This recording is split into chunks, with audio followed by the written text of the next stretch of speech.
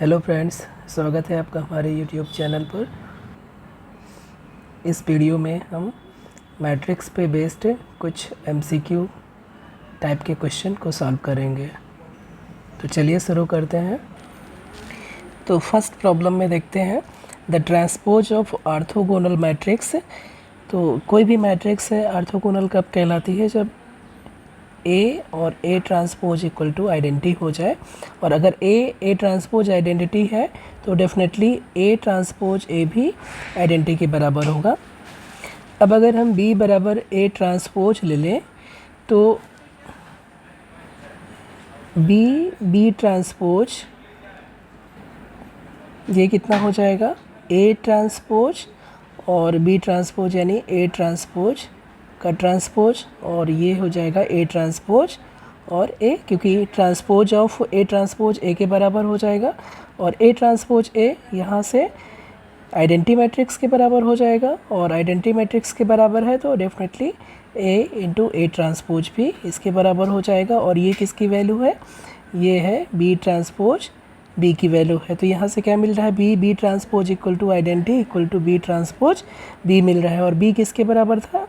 ए के ट्रांसपोज के बराबर था। तो जो बी है वो भी ऑर्थोगोनल मैट्रिक्स हो जा रही है, तो हमारा ऑप्शन सी करेक्ट हो जाएगा। नेक्स्ट प्रॉब्लम में देख रहे हैं कि द मैट्रिक्स दिया हुआ है 0 0 1 0 is nilpotent matrix of index. तो किसी निलपोटेंट मैट्रिक्स का इंडेक्स क्या होता है पहले वो रिकॉल कर दें। कोई मैट्रिक्स ए है, अगर उसको निलपोटेंट मैट्रिक्स है, हम बोलेंगे कि इंडेक्स ऑफ निलपोटेंट मैट्रिक्स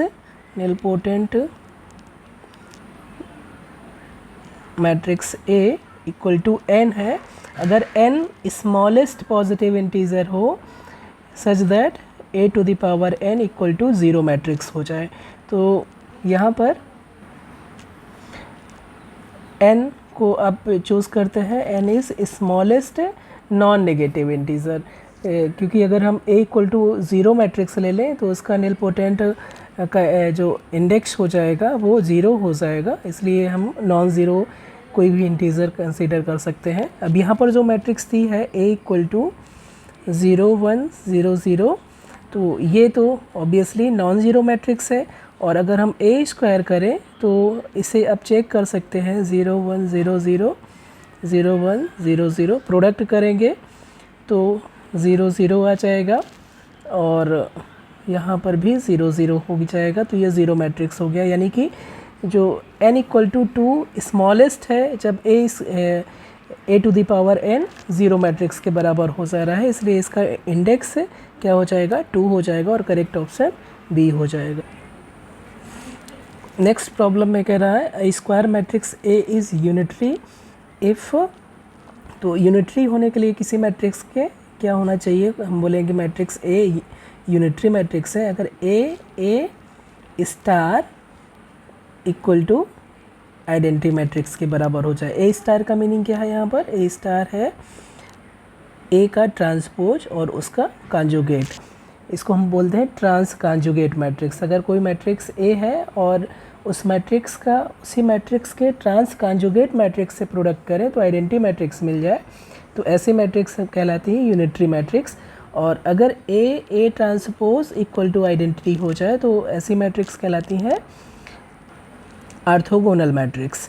तो यूनिटरी मैट्रिक्स है, तो इसमें करेक्ट ऑप्शन क्या हो जाएगा? Option number A. यहाँ पर ए स्टार को एक्चुअली में ए 0 से रिप्रेजेंट कर रहा है, ठीक है। यहाँ पर ऑप्शन नंबर ए करेक्ट हो जाएगा। नेक्स्ट प्रॉब्लम में modulus of the determinant of the unitary matrix. कोई भी यूनिटरी मैट्रिक्स है, if A is unitary matrix then जो न्यूमेरिकल वैल्यू है ऑफ डिटर्मिनेंट ऑफ ए ये ऑलवेज 1 रहेगा। और यही सेम ऑर्थोगोनल मैट्रिक्स के साथ में भी होता है। ऑर्थोगोनल मैट्रिक्स का जो डिटर्मिनेंट है उसकी न्यूमेरिकल वैल्यू हमेशा 1 रहेगी। ऑर्थोगोनल मैट्रिक्स की वैल्यू या तो ऑर्थोगोनल मैट्रिक्स की डिटर्मिनेंट की वैल्यू या तो 1 होगी या तो -1 होगी। लेकिन अगर यूनिटरी मैट्रिक्स है तो उसके जो न्यूमेरिकल वैल्यू है वो 1 होगी, लेकिन वो कॉम्प्लेक्स भी नंबर भी हो सकती है, डिटर्मिनेंट कॉम्प्लेक्स नंबर भी हो सकता है। यानी कि जो यूनिटरी मैट्रिक्स का डिटर्मिनेंट है वो यूनिट रेडियस के सर्किल में लाई करेगा। एक कॉम्प्लेक्स नंबर, कोई भी कॉम्प्लेक्स नंबर हो सकता है, लेकिन जब ऑर्थोगोनल मैट्रिक्स लेंगे तो उसका डिटर्मिनेंट हमेशा ±1 ही रहेगा। तो यहाँ पर करेक्ट ऑप्शन सी हो जाएगा। नेक्स्ट प्रॉब्लम में A is symmetric matrix then A² is, हम एज्यूम कर लें अगर B = A² तो B का ट्रांसपोज कितना हो जाएगा, ये हो जाएगा AA का ट्रांसपोज, और ये कितना हो जाएगा A transpose into A transpose, और चूँकि A सिमेट्रिक मैट्रिक्स है तो ये A इंटू A के बराबर हो जाएगा, यानी A² के।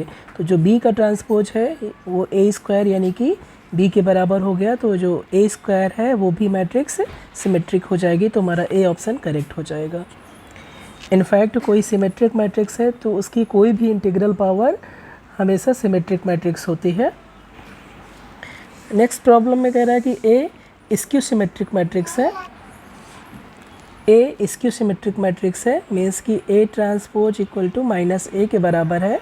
अब अगर हम B इक्वल टू मान ले A² तो हमें देखना है कि B कौन सी मैट्रिक्स होगी। तो B को A² है, यानी कि A इंटू A भी लिख सकते हैं, और B का ट्रांसपोज लेंगे तो A इंटू A का ट्रांसपोज हो जाएगा, मीन्स कि A transpose into A transpose. और चूँकि A क्या है, स्क्यू सिमेट्रिक मैट्रिक्स है, तो इस रिलेशन से ये -A और ये भी -A के बराबर हो जाएगा, यानी कि A² के बराबर हो गया। और A² किसकी वैल्यू है, B की वैल्यू है, तो हम देख रहे हैं B ट्रांसपोज B के बराबर हो जा रहा है, यानी कि जो A² है वो एक्चुअली में क्या हो गया, सिमेट्रिक मैट्रिक्स हो गया, इसलिए ऑप्शन नंबर A करेक्ट हो जाएगा। नेक्स्ट प्रॉब्लम में कह रहा है कि A कोई m/n मैट्रिक्स है, तो इसका जो रैंक है वो हमेशा इस कंडीशन को सेटिस्फाई करता है। अगर A कोई भी मैट्रिक्स है m/n तो जो रैंक होगा, rank of A always less than equal to minimum of m and n होगा। मीन्स कि जो रैंक होगी वो जितने नंबर ऑफ रोज हैं और जितने नंबर ऑफ कॉलम्स हैं उन दोनों में जो स्मॉलर होगा उससे बराबर या उससे भी छोटी रहेगी किसी भी मैट्रिक्स की रैंक। तो हमारा जो करेक्ट ऑप्शन है वो सी हो जाएगा। नेक्स्ट प्रॉब्लम में कह रहा है कि A और B दो इक्विवेलेंट मैट्रिक्स है, तो अगर A और B दो इक्विवेलेंट मैट्रिक्स है तो दोनों का जो रैंक है वो इक्वल हो जाएगा, करेक्ट ऑप्शन A हो जाएगा। नेक्स्ट प्रॉब्लम में कह रहा है कि let A be a matrix of rank n then rank of transpose of A। तो ये रिज़ल्ट होता है कि कोई भी मैट्रिक्स A है तो उसका रैंक हमेशा उसके ट्रांसपोज मैट्रिक्स के रैंक के बराबर होता है, तो इसका भी रैंक हमेशा ट्रांसपोज का n ही होगा, तो करेक्ट ऑप्शन A हो जाएगा इस। नेक्स्ट प्रॉब्लम में कह रहा है कि the rank of zero matrix, zero matrix की रैंक हमेशा ज़ीरो रहती है, और ये सिर्फ ये यूनिक मैट्रिक्स है जीरो मैट्रिक्स, इसके अलावा कोई भी मैट्रिक्स ऐसी नहीं होती जिसकी रैंक ज़ीरो होती हो, सिर्फ जीरो मैट्रिक्स की रैंक ज़ीरो होती है, और रैंक हमेशा ज़ीरो या कोई भी पॉजिटिव नंबर ही होगा, कभी नेगेटिव इंटीजर नहीं हो सकता, हमेशा पॉजिटिव इंटीजर या ज़ीरो होगा रैंक। नेक्स्ट प्रॉब्लम में देखें कि if I is an identity matrix of order, order यहाँ पर मेंशन नहीं है लेकिन ऑर्डर n है यहाँ पर, I कोई भी आइडेंटिटी मैट्रिक्स है ऑफ ऑर्डर n यानी n/n आइडेंटिटी मैट्रिक्स है, तो उसका जो रैंक है आइडेंटिटी मैट्रिक्स का रैंक हमेशा क्या हो जाएगा, n हो जाएगा, तो जो करेक्ट ऑप्शन है A हो जाएगा। नेक्स्ट प्रॉब्लम में कह रहा है कि रैंक ऑफ दिस मैट्रिक्स, तो यहाँ पर जो मैट्रिक्स है A इक्वल टू दिया हुआ है, अगर उसको ध्यान से देखें तो ये 2/2 माइनर अगर हम कंसीडर करें तो इसकी वैल्यू कितनी हो जाएगी, 4 × 1 - 2 × 3, और ये हो जाएगी -2 जो कि -2 है और जो कि नॉन ज़ीरो है, तो इसकी रैंक 2 से कम नहीं हो सकती है, और रैंक 2 से कम नहीं हो सकती है, तो इसकी रैंक मैक्सिमम कितनी हो सकती है, क्योंकि स्क्वायर मैट्रिक्स है 3/3 की, तो ये इसकी मैक्सिमम रैंक 3 हो सकती है, लेकिन डेफिनेटली 2 से कम नहीं हो सकती। यहाँ पर हमने चेक कर लिया, क्योंकि एक 2 रोड माइनर हमें मिल गया जो नॉन ज़ीरो है, तो इसकी रैंक 2 से कम नहीं हो सकती है। और रैंक 3 होगी या नहीं, इसके लिए हमें सिंपल है कि इसका डिटर्मिनेंट निकाल लें। अगर डिटर्मिनेंट 0 हो गया तो इसकी रैंक 2 हो जाएगी, और डिटर्मिनेंट नॉन ज़ीरो हुआ तो इसकी रैंक 3 हो जाएगी। तो डिटर्मिनेंट निकालते हैं इस मैट्रिक्स को। अगर हम ए मान लें तो डिटर्मिनेंट ए का क्या हो जाएगा by definition, 1 × 4 × 6 minus 5 × 5 minus 2, 3 × 6 minus 4 × 5 और प्लस 3 × 5 माइनस 4 × 4, और इसको सॉल्व करेंगे तो ये -1 हो जाएगा, और ये वैल्यू +4 हो जाएगी, और यहाँ -3 आएगा, और ये वैल्यू 0 हो जा रही है। तो इसका मतलब कि जो रैंक है, जो मैट्रिक्स है, उसकी रैंक 3 नहीं हो सकती है, और 2 हमने देखा है कि 2 रोड माइनर की एक नॉन ज़ीरो वैल्यू आ रही है, तो इसकी रैंक डेफिनेटली 2 हो जाएगी। ठीक है, तो करेक्ट ऑप्शन सी हो जाएगा। Next problem definition of rank से रिलेटेड है।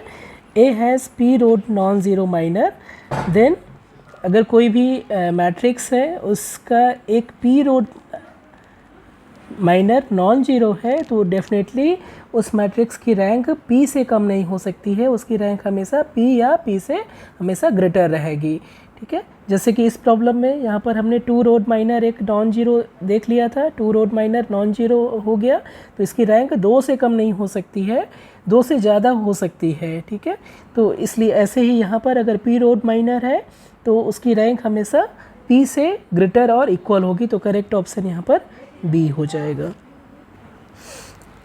नेक्स्ट प्रॉब्लम में कह रहा है कि all positive integral powers of a symmetric matrix, तो कोई भी मैट्रिक्स अगर सिमेट्रिक है तो उसका पॉजिटिव इंटीग्रल पावर हमेशा सिमेट्रिक मैट्रिक्स होता है। अगर ए सिमेट्रिक है तो ये इम्प्लाई करेगा a⁴n सिमेट्रिक हो जाए for all n belongs to set of natural number.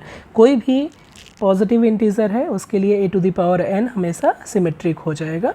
अब सिंपली a⁴n का जो ट्रांसपोज है उसको लेंगे, तो ये एक्चुअली में क्या हो जाएगा, a⁴n हो जाएगा।